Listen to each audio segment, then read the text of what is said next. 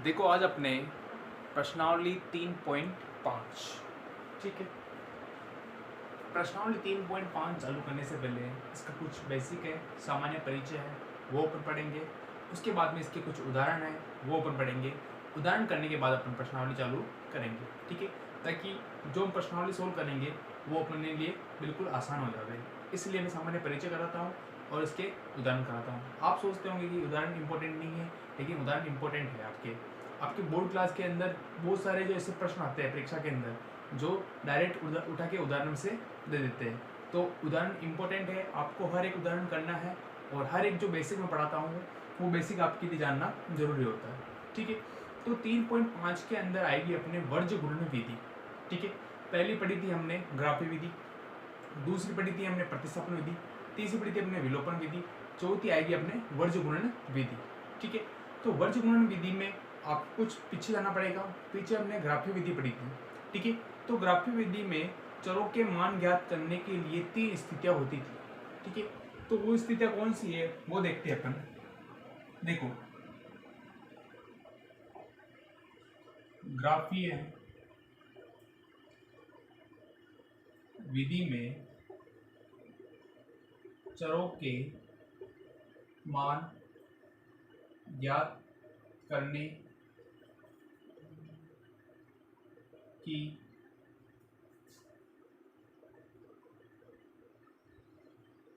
तीन स्थितियां होती थी, ठीक है। देखो, पहली स्थिति कौन सी थी? A1 A2, याद आया होगा आपको, B1 B2 C1 C2। अपने तो पहले की स्थिति थी कि A1 A2 B1 B2 not equal to, ठीक है। फिर यह बराबर में हो चाहे नहीं हो, हमें उससे कोई मतलब नहीं। हमारा तो ये देखना कि A1 A2 not equal to B1 B2। तो ऐसी स्थिति में अपन लिखते थे अद्वितीय हल, ठीक है। ये लिखते थे अपन, क्या लिखते हैं? अद्वितीय हल। दूसरी स्थिति थी अपने A1 A2 B1 B2 C1 C2।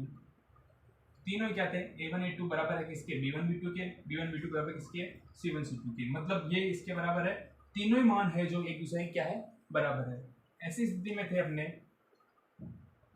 अनेक हल, ठीक है। तीसरी A1 A2 B1 B2 C1 C2। इसमें यह था A1 A2 B1 B2 के तो बराबर हो, लेकिन C1 C2 के बराबर नहीं हो। उसके अंदर होता था अपने कोई हल नहीं, ठीक है। अब आप कहोगे सर ये हमें क्यों पढ़ा रहे हो, ये तो हम पढ़ चुके हैं। तो इसका भी एक कारण है। क्या कारण है वो देखते हैं अपन। कारण ये है कि ये जो प्रश्न, ये जो मैंने दिखाया आपको A1 A2, वैसे पिछली वाली प्रश्नावली के अंदर मैं दिखा चुका हूँ, मतलब पिछली वाली मतलब जो इसकी प्रश्नावली थी उसके अंदर। लेकिन फिर भी इस 3.5 के अंदर कुछ प्रश्न ऐसे आएंगे, उसके अंदर हमको 2 समीकरण दे रखी होगी, रैखिक समीकरण, उसके अंदर अद्वितीय हल, अनेक हल और कोई हल नहीं का इसकी चर्चा होगी। इसलिए मैंने आपको ये लिखा है।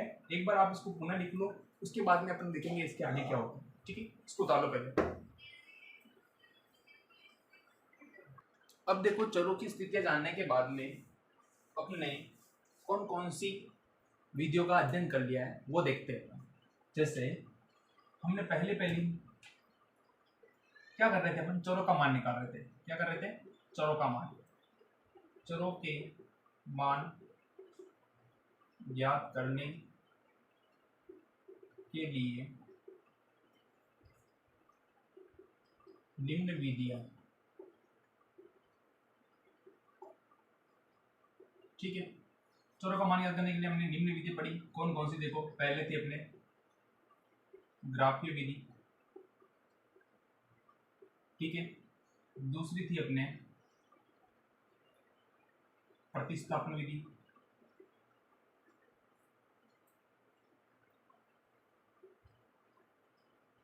फिर तीसरी थी अपने विलोपन विधि,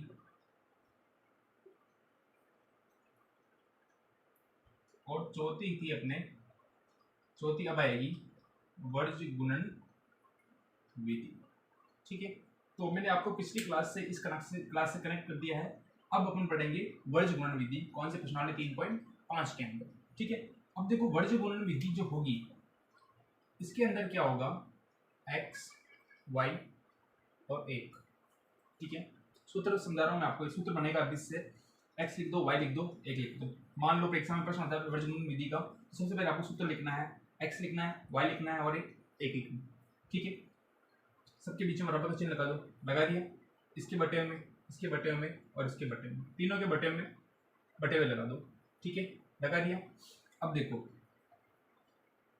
बी सी, थोड़ा दूर दूर लिखना। ठीक है, b c minus b c. ठीक है, बी सी, फिर आएगा सी ए माइनस सी।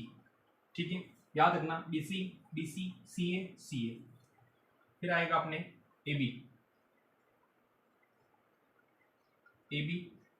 और ए बी। ठीक है, ऐसे लिख दिया। पहले x y 1 लिख देंगे, बटे हुए, फिर B C C A B, बीच में आएगा माइनस का चिन्ह।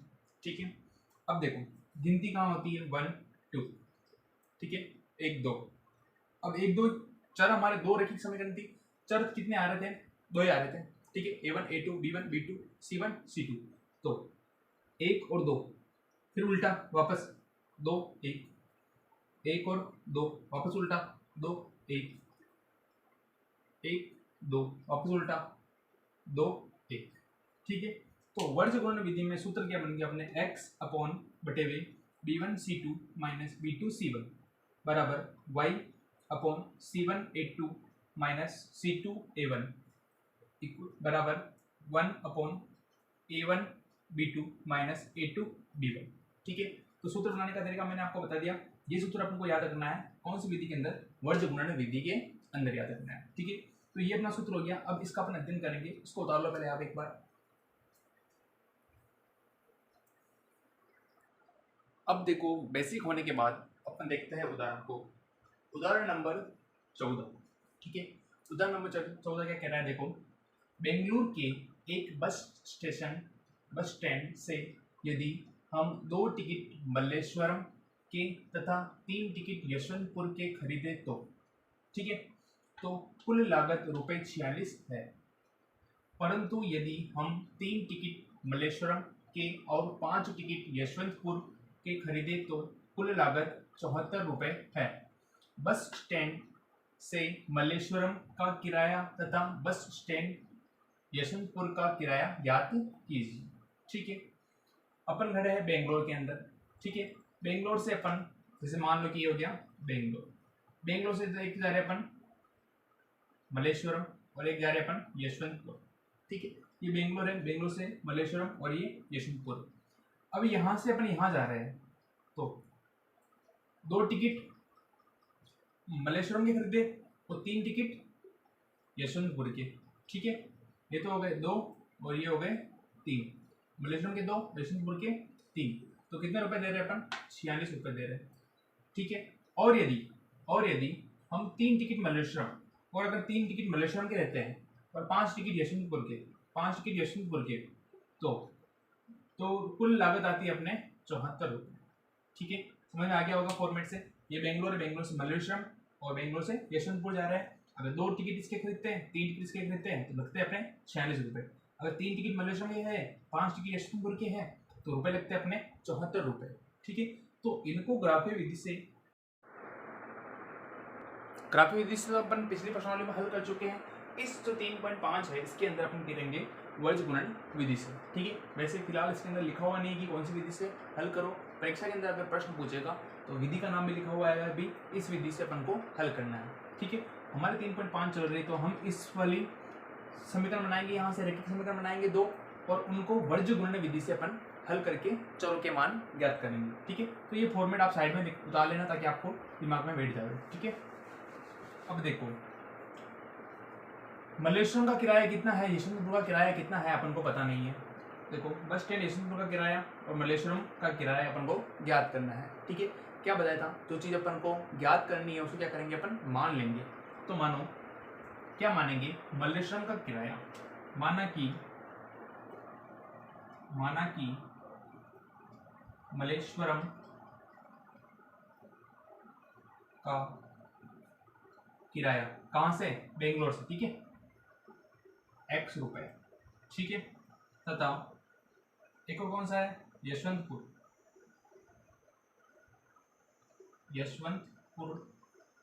का किराया क्या मान लेंगे, y रुपए। बलेश्वर जाने के लगते हैं x रुपए, कहाँ से, बेंगलोर से, और बेंगलोर से यशवंतपुर जाने के लगते हैं अपने y रुपए लगते हैं, ठीक है। अब देखो हम क्या कर रहे हैं, मल्लेश्वरम में बेंगलोर के एक बस स्टैंड से यदि हम 2 टिकट मल्लेश्वरम के, ठीक है, मल्लेश्वरम के 2 टिकट ले रहे हैं, रेट क्या है उसकी, एक टिकट की रेट कितनी है, x रुपये, ठीक है, तो ये हो गया 2x, तथा 3 टिकट यशवंतपुर के खरीदे, यशवंतपुर के का किराया कितना है, y रुपये, तो ये लिख देंगे y, और दोनों को जोड़ेंगे तो हम चुकाएंगे कितने, 46 रुपये, तो बराबर में आ गया 46, इसको गुणा करो, 2x प्लस 3y बराबर कितना आ जाएगा, 46, ठीक है। और रैखिक समीकरण बनानी है तो इसको इधर लेके आ जाओ, 2x प्लस 3y, ये उठ के जाएंगे तो माइनस के 46 बराबर क्या बच जाएगा, 0 बच जाएंगे, इसको देंगे अपने समीकरण नंबर 1, ठीक है।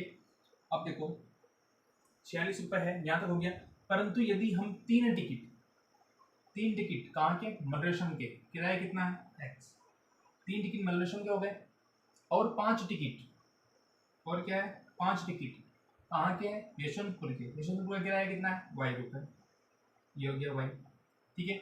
और कितने रुपए चुकाते हैं अपन, इन दोनों को खरीदने की लागत कितनी आती है, 74 रुपये, दिया गया 74, गुणा करो 3x प्लस 5y, इसको जल्दी कह देंगे, ये प्लस का इधर आएगा तो माइनस के 74 बराबर में क्या बच जाएगा, 0, इसको देंगे अपने समीकरण नंबर 2, ठीक है। अब इसको अपन किस विधि से क्या करेंगे, वर्ज गुणन विधि से। तो देखो वर्ज गुणन विधि में क्या होना चाहिए, अपने को सूत्र याद होना चाहिए, वर्ज गुणन विधि, ठीक है। वर्ज गुणन विधि में x लिखना है, y लिखना है और 1 लिखना है, बराबर लगा दो, बराबर बटे हुए, ठीक है। क्या बताया था, BC और CA और AB हिंदी लिख लो, 1 2 वापस 2 1 उल्टी, 1 2 2 1 1 2 2 1, ठीक है। अब आपको सर ये A1 B1 C1 A2 B2 C2 कहाँ से आएंगे, यहाँ से आएंगे, देखो निकालो, मान निकालो बोले, A1 बराबर समीकरण 1 में देखो A1 जो x के साथ में आ रहा है कितना आ रहा है, 2, A1 का मान हो गया 2, B1 का मान देखो y के साथ में आ रहा है कितना आ रहा है, 3, तो ये हो गया B1, और C1 देखो जो चर के साथ में नहीं है, कितने आ रहे हैं, माइनस के 46, तो C1 बराबर कितना आ जाएगा, माइनस के 46, ठीक है। अब देखो A2 दूसरे समीकरण देखो x के साथ में क्या आ रहा है, 3, दिया गया 3, B2 देखो जो y के साथ में आ रहा है दूसरे समीकरण में कितना आ रहा है, 5, तो ये आ जाएंगे 5, देखो C2 जो चर के साथ में नहीं है, कितने, माइनस के 74, ठीक है। ये मान आ गए, अब मान रखो देखिए x बटा B1 कितना आ रहा है, देखो 3, C2 कितना आ रहा अपने, माइनस के 74, माइनस सूत्र का माइनस आ गया, ये माइनस, B2 कितना आ रहा देखो, ये आ रहा 5, सबको कोष्टक में लेना, ध्यान रखना, C1 कितना आ रहा देखो, माइनस के 46, ये आ गए माइनस के 46, बराबर में y बटा C1, देखो C1 कितना आ रहा है, माइनस के 46, ये आ गए माइनस के 46, A2 कितना आ रहा देखो, 3, माइनस का चिन्ह बीच में माइनस आ रहा, ये माइनस, C2 देखो C2 कितना आ रहा है, माइनस के 74, और A1 देखो A1 कितना आ रहा है, 2, A1 आ रहा अपने 2, बराबर में 1 बटा A1 कितना आ रहा है, देखो A1, ये A1 2, B2 कितना आ रहा है 5, माइनस A2 कितना देखो, A2 3, और B1 कितना है, B1 3, दिया गया अपने 3, ठीक है। अब ये हो गया, इसको हल करते हैं अपन, x बटा गुणा करो इसको, 3 को 34 से गुणा करो, 3 चौक 12 के, तो हासिल का 1, 7 3 21 और 1 22, 3 चौक 12 के 2 हाथ से तो 1, 7 3 21 और 1 22, ये प्लस का ये माइनस का, प्लस माइनस क्या आ जाएगा माइनस, ये माइनस और ये माइनस, माइनस के 5 और माइनस के 46 मान लो, तो माइनस और माइनस गुणोगे तो प्लस, 5 6 30 के 0 हासिल के 3, 5 चौक 20 और 3 23, तो ये आ गया 230 बराबर में y बटा गुणा करो इसको 46 को 3 से, तो 3 छंग 18 के 8 हासिल का 1, 3 चौक 12 और 1 13, ये आ गया माइनस, ये आ रहा माइनस, ये आ रहा माइनस, माइनस माइनस क्या हो जाएगा प्लस, गुणा करो इसको 2 चौक 8, 7 दूनी 14, ठीक है 148 आ गए बराबर में 1 बटा 2 पंजे 10 माइनस 3 तरीके 9, 10 माइनस 9 आ गया, ठीक है। अब देखो इधर कर रहा हूं मैं, ठीक है, x ये हो गया x बटे हुए 230 में से 222, ये प्लस के ये माइनस के, 230 में से 222 जाएंगे कितने बचेंगे, 30 में से 22 गए तो 8, तो कितना बच जाएंगे x बटा 8 बच जाएंगे, बराबर है तो ये बराबर ऊपर है y, 148 में से 148 प्लस के 138 माइनस के, 148 में से 138 जाएंगे कितने बचेंगे प्लस के 10 बराबर, ये आ रहा है 1, ये लो 1, 10 में से 9 जाएंगे कितने बचेंगे 1 बचेगा, ये कितना आ गया 1 आ गया, ठीक है।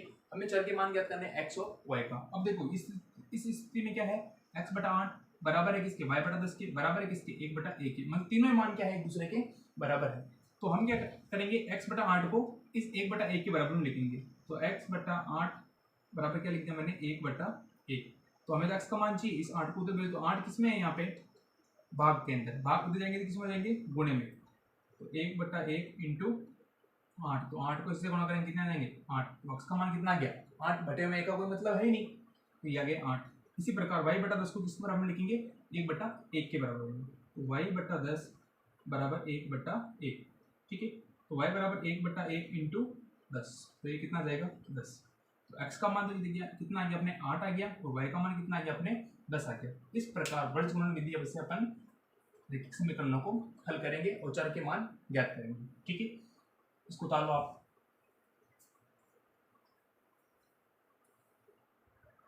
तो अपने मल्लेश्वरम का किराया तो x रुपए है, तो कितने रुपए हो गए 8 रुपए हो गए। इसी प्रकार यशवंतपुर का किराया कितना है y रुपए है, तो y बराबर कितना है अपने 10 रुपए आ गया, ठीक है। तो इस प्रकार मल्लेश्वरम का किराया तो हो गया अपने 8 रुपए पर टिकट और यशवंतपुर का किराया हो गया अपने 10 रुपए पर टिकट, ठीक है।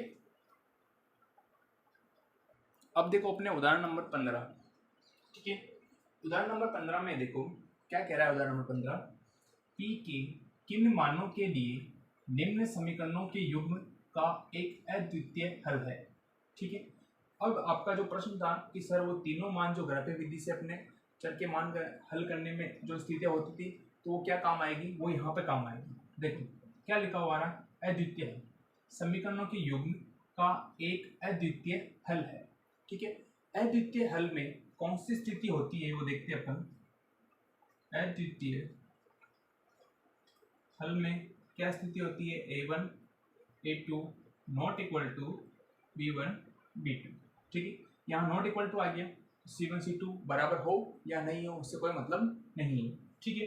तो अद्वितीय में यह होता है, तो अपन यहाँ से क्या करेंगे a1 a2 b1 b2 के मान निकाल देंगे और हमें क्या करना है p के किन मानों के लिए, तो p के किन मानों के लिए ये समीकरणों के युग्म का एक अद्वितीय हल होगा वो अपन ज्ञात करेंगे। देखो a1 ये हो गई समीकरण नंबर 1, समीकरण नंबर 2, तो बताओ a1 जो x के साथ में आ रहा है कितना आ रहा है यहाँ पे 4, b1 जो y के साथ में आ रहा है कितना आ रहा है p, c1 जो चर है केवल कितना आ रहा है 8, इसी प्रकार a2 कितना आ रहा है देखो जो x के साथ में है कितना आ रहा है 2, b2 कितना आ रहा है जो y के साथ में कितना है 2, और c2 जो चर है केवल कितना आ रहा है 2 आ रहा है, ठीक है।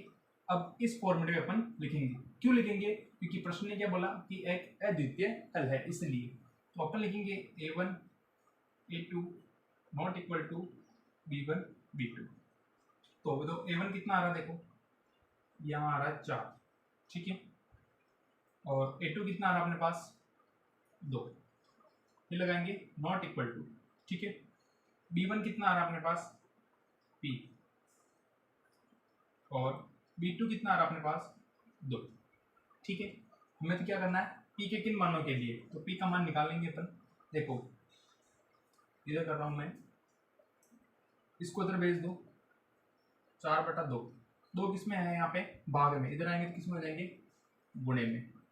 ठीक है, और नॉट इक्वल टू इधर क्या बच जाएगा, केवल P बच जाएगा, 2 तो इधर आ गया, 2 से 2 कट गए, 4 नॉट इक्वल टू P। क्या स्थिति है अपने 4 नॉट इक्वल टू P, तो इस स्थिति को क्या बोलेंगे अपन 4 के अलावा। ये कह रहा है कि P का मान जो है 4 के अलावा 4 नहीं है कुल मिला के। ठीक है, कोई दूसरा हो सकता है, 4 के अलावा P का मान प्रत्येक, 4 के अलावा P का मान प्रत्येक, P के प्रत्येक, P के प्रत्येक मान के लिए समीकरण का युग्म होगा या होंगे। ठीक है, 4 के अलावा P के प्रत्येक मान के लिए समीकरण के युग्म होंगे, केवल 4 नहीं होगा, उसके अलावा कोई भी हो सकता है। ठीक है, तो ये अपना प्रश्न हो गया, इसको डाल लो। अब देखो अपने उदाहरण नंबर 16। ठीक है, उदाहरण नंबर 16 क्या कहता है, देखो के किस मान के लिए निम्नलिखित समीकरणों के युग्म के अपरिमित रूप से अनेक हल होंगे। ठीक है, अब स्थिति आ रही है अपने अनेक हल होंगे। ठीक है, तो अनेक हल की स्थिति के अंदर क्या फॉर्मेट होता है अपने, देखो अनेक हल में क्या होता है A1 A2 equal to B1 B2 equal to C1 C2, A1 A2 बराबर होता है B1 B2 के बराबर होता है C1 C2 में। इसी स्थिति को क्या बोलते हैं अपन अनेक हल होंगे। तो अनेक हल होंगे तो इस ये स्थिति हो गई अपने पास। अब जो अपने दो समीकरण दे रखी है, इसको मान लो समीकरण नंबर 1, इसको मान लो समीकरण नंबर 2। यहाँ से A1 A2 B1 B2 C1 C2 के मान निकाल लो और यहाँ पे रख देंगे अपन। फिर हमें क्या करना है के किस मान के लिए, तो हम क्या करेंगे के किस मान के लिए, मतलब के का जो किस मान के लिए ये समीकरण का हल होगा वो अपन क्या करेंगे ज्ञात कर लेंगे। तो देखो A1 कितना आ रहा है यहाँ पे, जो अक्स के साथ में आ रहा है कितना आ रहा है के, ये हो गया के। B1 देखो y के साथ में कितना आ रहा है 3। C1 देखो कितना आ रहा है के माइनस 3, पूरा माइनस का के माइनस 3। ठीक है, पूरा ही आ गया। और देखो इसमें देखो A2 कितना आ रहा है x के साथ में कितने आ रहे हैं 12। B2 देखो y के साथ में कितना आ रहा है के, ये आ गया के। और C2 केवल चर क्या आ रहा है माइनस का क्या आ रहा। ठीक है, अब इन मानों को यहाँ पे रख दो। देखो A1 A2 बराबर B1 B2 बराबर C1 C2, तीनों मान क्या है एक दूसरे के बराबर है। तो रखो A1 कितना आ रहा है देखो के, A2 कितना आ रहा है 12 बराबर B1 कितना आ रहा है B1 आ रहा है 3, B2 कितना आ रहा है के, C1 कितना आ रहा है देखो माइनस के माइनस 3, और C2 कितना आ रहा है माइनस का के। ठीक है, देखो ये माइनस से माइनस तो कट जाएगा, के बटा 12 बराबर 3/के बराबर के माइनस 3/के। तीनों मान क्या है एक दूसरे के बराबर है। हमें क्या करना है के किस मान के लिए, मतलब के का जो मान ज्ञात करना है अपन को। तो एक बार इसको इसके बराबर में लिखते हैं, मान ज्ञात करते हैं, ये इसके बराबर है, ये इसके बराबर है, ये इसके सब तीनों क्या है एक दूसरे के बराबर है। तो देखो मैं लिख रहा हूँ k/12 बराबर 3/के, इन दोनों को बराबर में लिख रहा हूँ, क्यों बराबर है ही है, वैसे लिख सकते हैं अपन। अब यहाँ से के का मान निकालो, देखो क्रॉस मल्टीप्लाई करो के इंटू के, और ये आ जाएगा 12 इंटू 3, वर्ज गुणन हो गया। ठीक है, वर्ज गुणन विधि नहीं है, ध्यान रखना वर्ज गुणा कर रहे हैं अपन। के को कैसे गुणा करेंगे, तो के स्क्वायर बराबर 12 को 3 से गुणा करो, 12 × 12 12 2 24 12 दिया 36। मतलब के का मान चाहिए, यहाँ पे स्क्वायर आ रहा है, स्क्वायर को हटा देंगे, स्क्वायर का ट्रांसफर करेंगे तो इधर क्या जाएगा अंडर रूट, मतलब वर्ग का ट्रांसफर करेंगे तो क्या हो जाएगा वर्गमूल। तो वर्गमूल में कितने आ गए 36। तो के बराबर क्या आ जाएगा प्लस माइनस 6। के का मान क्या आ जाएगा प्लस माइनस 6 आ जाएगा। ठीक है, प्लस का 6 आ सकता है, माइनस का भी 6 आ सकता है, प्लस 6 ये माइनस 6। ठीक है, अब एक बार इसको इसके बराबर लिख लो या इसको इसके बराबर लिख लो, एक ही बात है। ठीक है, तो इसको इसके बराबर लिख रहा हूँ मैं। ठीक है, 3 बटा के बराबर के माइनस 3 बटा के। ठीक है, देखो के बटे में के बटे में आ गया। ठीक है, तो के से क्या हो जाएगा के कट जाएगा, तो 3 बराबर क्या आ जाएगा के माइनस 3। ठीक है, इस 3 को इधर भेज दो, ये तो के अपनी जगह पे ही है, ये 3 अपनी जगह पे है, ये के माइनस का 3 इधर आएगा तो प्लस के 3 बराबर में के कितना आ गया 6। 6 बराबर के लिखो या के बराबर 6 लिखो, एक ही बात है। तो ये किसका आ रहा प्लस का आ रहा है ना, तो के का मान क्या हो जाएगा प्लस के 6 हो जाएंगे। ठीक है, तो के मतलब के का मान कितना 6 के लिए निम्न से रैखिक समीकरणों के युग्म अपरिमित रूप से अनेक हल होंगे। तो के का मान कितना आ गया मेरे पास 6 आ गया, और ये क्या आ जाएगा अपना आंसर आ जाएगा। ठीक है, इसको उतार लो आप।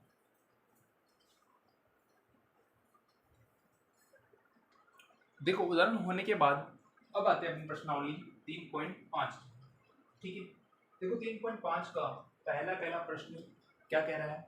देखो प्रश्न नंबर 1 में देखो, निम्न रैखिक समीकरणों के युग्मों में से किसका एक अद्वितीय हल है, किसका हल नहीं है, या किसके अपरिमित रूप से अनेक हल है। ठीक है, देखो तीनों स्थिति आ गई अपने ग्राफीय विधि वाली, किसका अद्वितीय हल है, किसका हल नहीं है, या किसके अपरिमित रूप से अनेक हल है। तो तीनों स्थितियों वाले अपने को याद में रखना है। अनेक हल है, अद्वितीय हल की स्थिति में उसे वर्ज गुणन विधि से ज्ञात कीजिए। अगर कहीं पे आ जाएगी अपने अद्वितीय हल वाली स्थिति आ जाएगी, तो वर्ज गुणन विधि से हमें क्या करना है चर के मान ज्ञात करने हैं। ठीक है, अब देखो इस प्रश्न के 4 प्रश्न है। पहला प्रश्न देखो, प्रश्न नंबर 1 का पहला दे रखा है x माइनस 3y बराबर x माइनस 3y माइनस 3 बराबर 0, 3x माइनस 9y माइनस 2 बराबर 0। इसको देंगे अपन समीकरण नंबर 1, इसको देंगे अपन समीकरण नंबर 2। यहाँ से a1 a2 b1 b2 c1 c2 के मान निकाल लो। a1 का मान जो x के साथ में है कुछ भी नहीं, क्या मानेंगे 1, तो a1 का मान आ गया अपने पास 1। b1 देखो जो y के साथ में आ रहा है, कितने आ रहे हैं 3 नहीं माइनस के 3, ये आ गया माइनस के 3। c1 देखो c1 कितना आ रहा है माइनस के 3। इसी प्रकार a2 का मान देखो, a2 का मान कितना आ रहा है 3। b2 का मान देखो कितना आ रहा है माइनस के 9। c2 का मान देखो कितने आ रहे हैं माइनस के 2। ये a1 a2 b1 b2 c1 c2 के मान आ गए अपने पास। अब इनको रखो ग्राफीय विधि में कौन सी चीजें होती है अपने a1 a2 b1 b2 c1 c2, चिन्ह नहीं लगाया मैंने अभी तक। ठीक है, तो रखो इनको मान रखो। देखो a1 का मान 1, a2 का मान 3, b1 का मान माइनस के 3, b2 का मान माइनस के 9, c1 का मान माइनस के 3, c2 का मान माइनस के 2। माइनस से माइनस कैंसिल, माइनस से माइनस कैंसिल, 3 एकम 3, 3 तरीके 9, इधर आके 1/3। देखो बराबर आ रहा है, ये तो बराबर में 1/3। इधर क्या आ रहा है देखो 3/2, क्या ये इसके बराबर है क्या नहीं है, तो क्या लिखेंगे नॉट इक्वल, नॉट इक्वल और नॉट इक्वल 3/2। ऐसी स्थिति क्या बोलते हैं अपन जहां a1 a2 b1 b2 के बराबर हो लेकिन c1 c2 के बराबर नहीं हो, इस स्थिति को बोलते हैं अपन कोई हल नहीं। यहाँ पे क्या लिखेंगे अपन कोई हल नहीं। ठीक है, प्रश्न ने तो बोला था अगर अद्वितीय हल की स्थिति में ही वर्ज गुणन विधि से ज्ञात करना है, बाकी विधि में अपन को ज्ञात नहीं करना है। तो ये क्या आ जाएगा अपना आंसर आ जाएगा अभी कोई हल नहीं। इसको उतार लो, फिर इसका दूसरा वाला करते हैं अपन।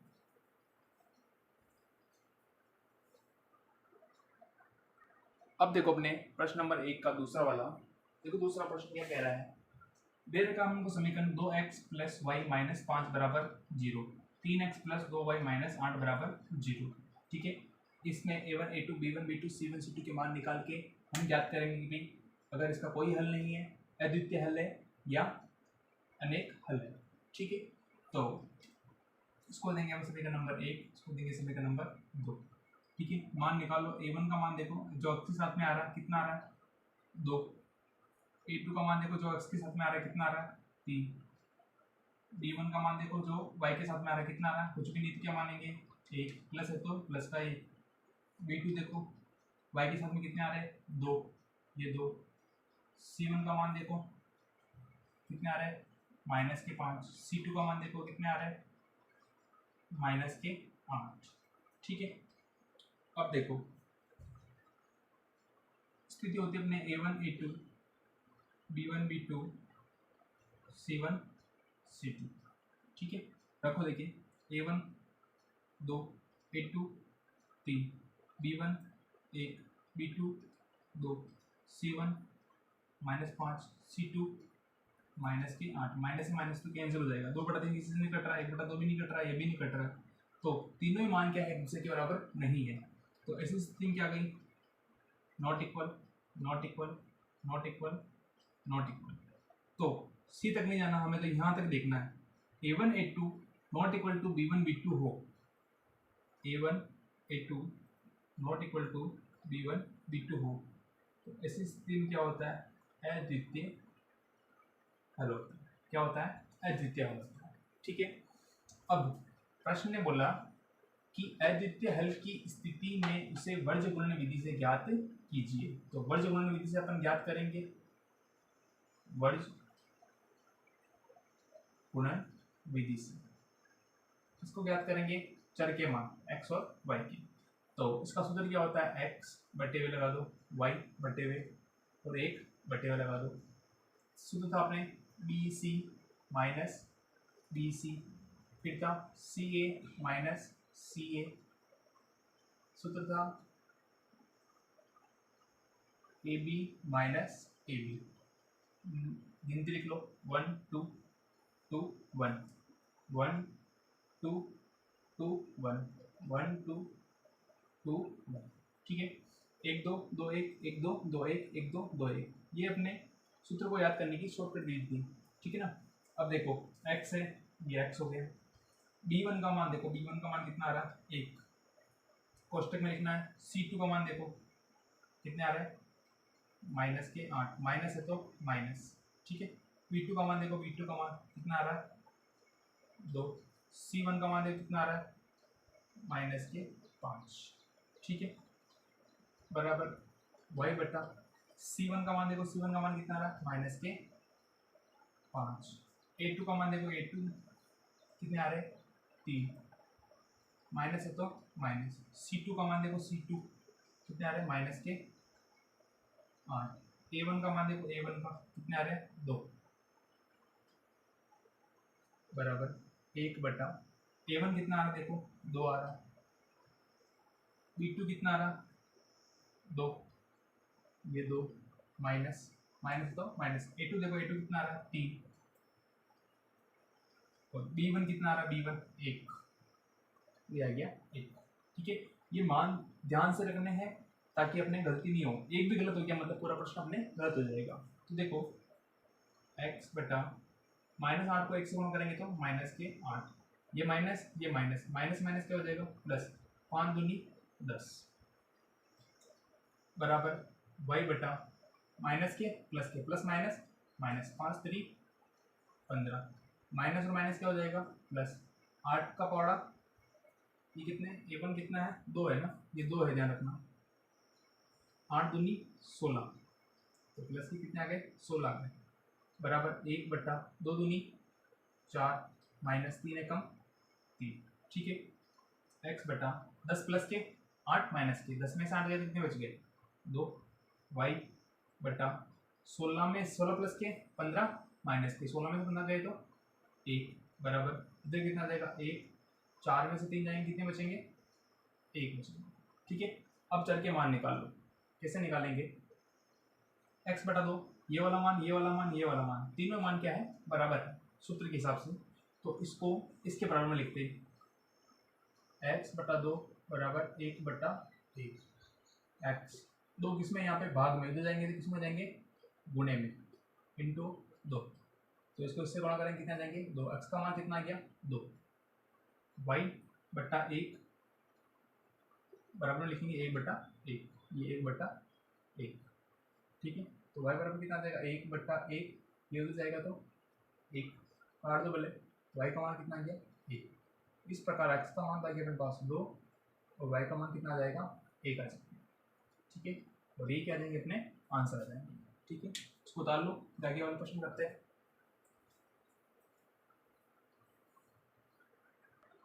अब देखो इस पहले का तीसरा, सबसे पहले समीकरण दे रखी है, तो समीकरण को रैखिक समीकरण के रूप में लिखेंगे। तो इसको इधर लेके आ जाओ, क्या लिखेंगे अपन इसको 3x माइनस 5y, ये प्लस के 20 इधर आएंगे तो माइनस के 20 बराबर में क्या बच जाएगा 0। इसको देंगे समीकरण नंबर 1।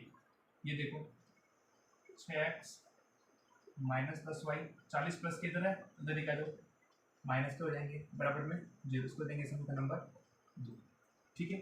अब स्थिति जानेंगे कि भाई इसका अद्वितीय हल है, कोई हल नहीं है, या फिर इसके अनेक हल है।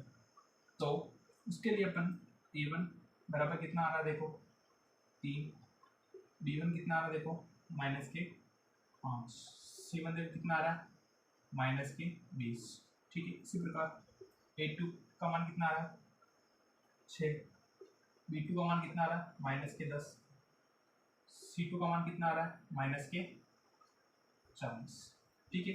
अब स्थिति जानने के लिए a1 बट्टा a2, b1 बट्टा b2, c1 बट्टा c2, अभी चिन्ह नहीं लगा रहा हूँ इसमें कोई भी। a1 देखो a1 कितना आ रहा है 3, a2 कितना आ रहा है 6, b1 कितना आ रहा है देखो b1 माइनस के 5, b2 कितना आ रहा है माइनस के 10, c1 कितना आ रहा है माइनस के 20 और c2 कितना आ रहा है माइनस के 40। माइनस से माइनस कैंसिल, माइनस से माइनस कैंसिल, 3 एकम 3, 3 दूना 6, 5 एकम 5, 5 दूनी 10, 20 एकम 20, 20 दूना 40, 1/2, 1/2, 1/2, 1/2, 1/2, 1/2। क्या तीनों मान बराबर है? हाँ बराबर है, तो बराबर का चिन्ह लगा दो, ये बराबर इक्वल, ठीक है। तीनों मान बराबर हो ऐसी स्थिति क्या बोलते हैं अपन अपरिमित रूप से अनेक हल, ठीक है। अपरिमित रूप से अनेक हल होंगे, ठीक है। अगर अद्वितीय हल होता तो वर्गमूल विधि से अपन याद करते हैं, और अद्वितीय हल है ही नहीं तो हम क्या लिख देंगे अपरिमित रूप से अनेक हल, और ये क्या आ जाएगा अपना आंसर आ जाएगा, ठीक है। इसको उतार लो, फिर पहले का चौथा लास्ट है, इसको उतार लो। अब देखो पहले का चौथा, ठीक है। देखो क्या दे रखा है x माइनस 3y माइनस 7 बराबर 0, 3x माइनस 3y माइनस 15 बराबर 0, रैखिक समीकरण के रूप के अंदर ही है। इसको देंगे समीकरण नंबर 1, इसको देंगे समीकरण नंबर 2।